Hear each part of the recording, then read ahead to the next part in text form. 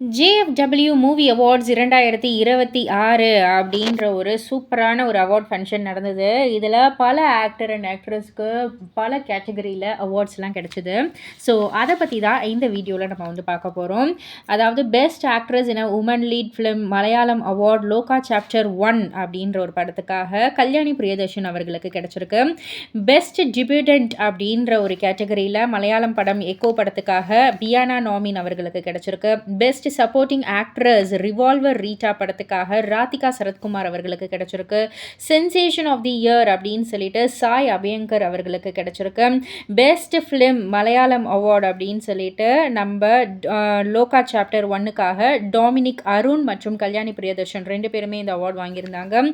And best actress அப்படின்னு சொல்லிட்டு Dude படத்துக்காக மமிதா பைஜு அவர்களுக்கு கிடைச்சிருக்கு.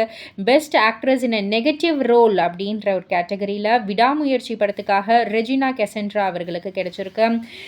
Malayalam award best singer Sakthi Sree Gopalan அவர்களுக்கு கிடைச்சிருக்கு. பெஸ்ட் டப்பிங் ஆர்டிஸ்ட் அப்படின்ற கேட்டகரியில் டூரிஸ்ட் ஃபேமிலிக்காக சவிதா அவர்களுக்கு கிடைச்சிருக்கு. பெஸ்ட் ஆக்ட்ரஸ் அப்படின்ற கேட்டகரியில் டூரிஸ்ட் ஃபேமிலிக்காக நம்ம சிம்ரன் மேம் அவர்களுக்கு கிடைச்சிருக்கு. Best director of the woman lead film அப்படின்ற ஒரு கேட்டகரியில் பேட் கேர்ள் படத்துக்காக வர்ஷா பாரத் அவர்களுக்கு கிடச்சிருக்கு.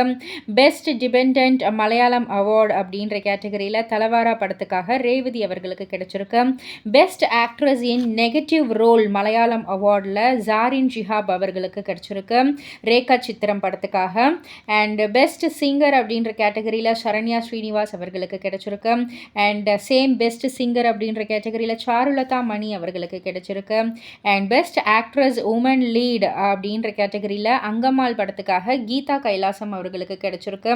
அண்ட் பெஸ்ட் ஆக்ட்ரஸ் டிபெண்டன்ட் அப்படின்ற கேட்டகரியில் சிறை படத்திற்காக நம்ம அனிஷ்மா அனில்குமார் அவர்களுக்கு கிடைச்சிருக்கு.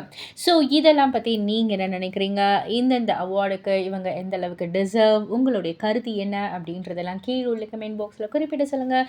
மறக்காமல் சேனலை சப்ஸ்கிரைப் பண்ணி பக்கத்தில் உள்ள பெல் ஐக்கானை கிளிக் பண்ணிவிடுங்க.